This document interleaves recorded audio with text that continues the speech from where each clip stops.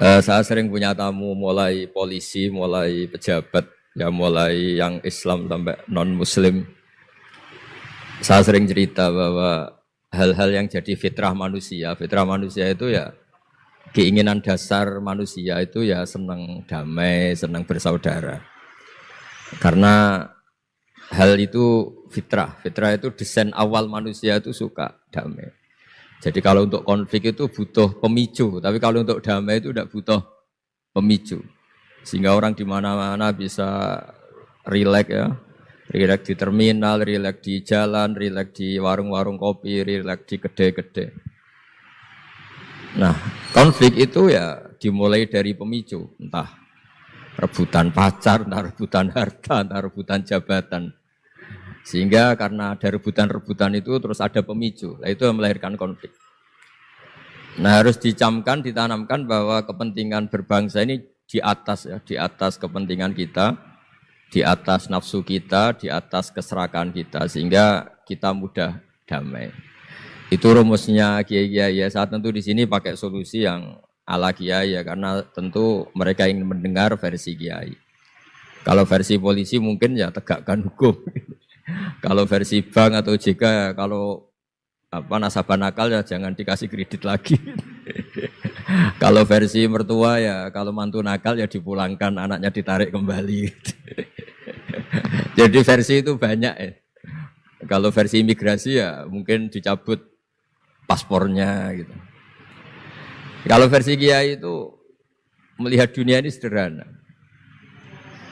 Banyak orang-orang tasawuf, saya ini cerita tasawuf, cerita yang ringan-ringan saja. Orang tasawuf itu kalau makan, itu satu piring ternyata kenyang. Gitu. Minum satu gelas ya sudah puas. Ya. Terus dia cerita, ngapain saya butuh uang banyak, uang satu piring ya sudah cukup. Gitu. Kalau tidur gitu ya, tidur di satu kamar ya tidur, bangun ya sudah puas. Oh, artinya Anda punya kamar 100 ya tidurnya tetap di satu kamar. Jangan mentang-mentang punya kamar 100 dibagi 5 menitan itu. Karena eman kalau kamar yang lain nganggur gitu. Artinya kalau punya kamar satu cukup, ngapain ingin punya kamar banyak.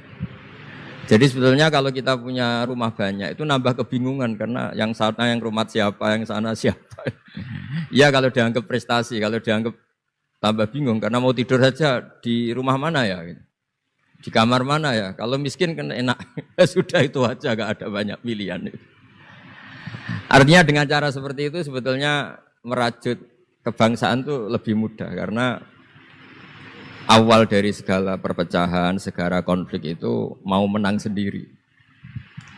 Sehingga dulu cerita-cerita orang sufi, kalau dengar itu tetangga kamu tidak cocok, partai sebelah tidak cocok, terus ormas sebelah tidak cocok, itu jawabannya lucu.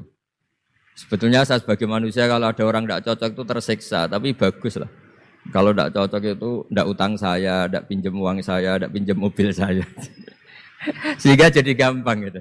Artinya jadi gampang itu ya orang yang baik sama kamu ya baik, karena Anda punya mitra, punya teman. Yang sedang nggak seneng kamu juga baik.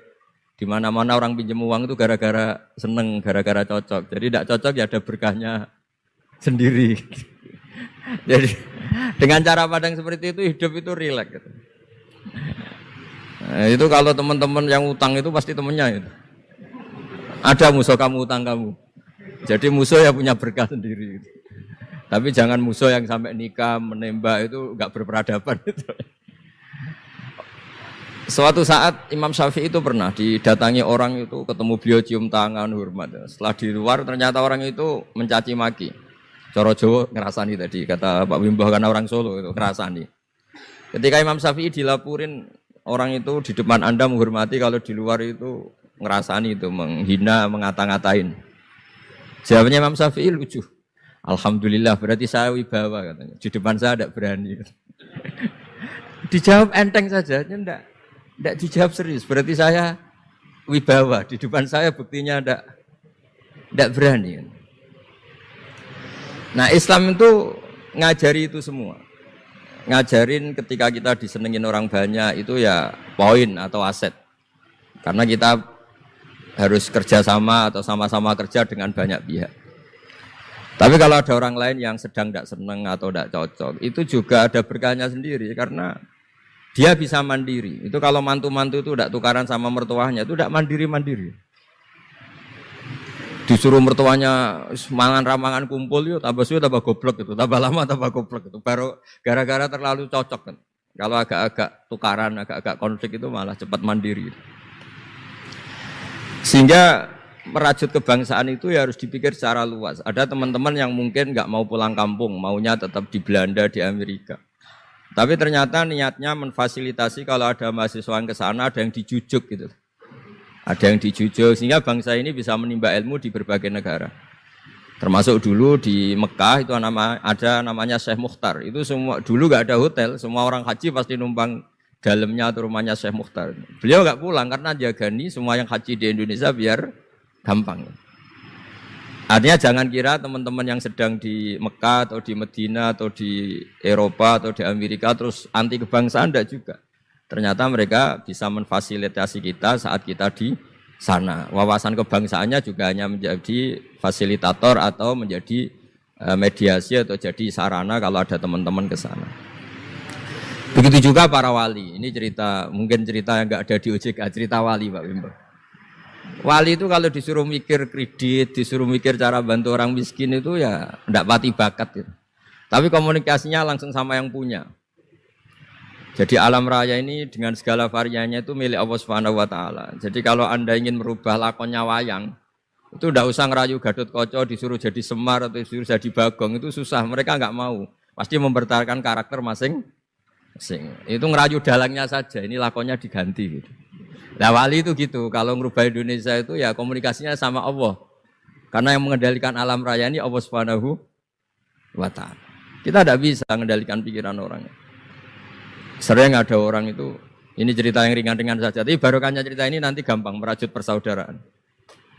Bapak itu, bapak saya, Kiai Haji Nur Salim, itu paling suka itu sama orang yang agak sombong. Sombong itu ya, ketua RT sudah bangganya Masya Allah. Dia punya motor satu, sudah kayak orang paling kaya di dunia.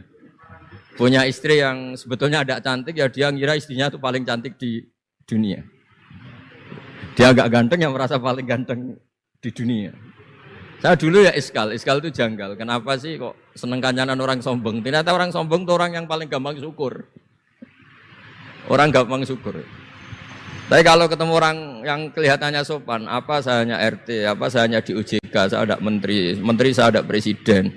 Presiden merasanya presiden di negara ketiga, dunia ketiga, bukan presiden superpower. Ketemu orang-orang yang tidak pernah puas itu kesannya tawadhu, ternyata pasnya itu tidak pernah puas. Tidak pernah syukur.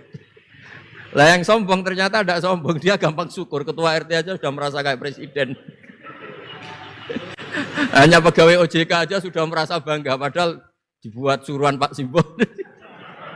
Tapi senengnya, nggak disuruh seragam, sudah seragam semua. Saking senengnya. Iya, bangga banget ya, bangga banget. Itu.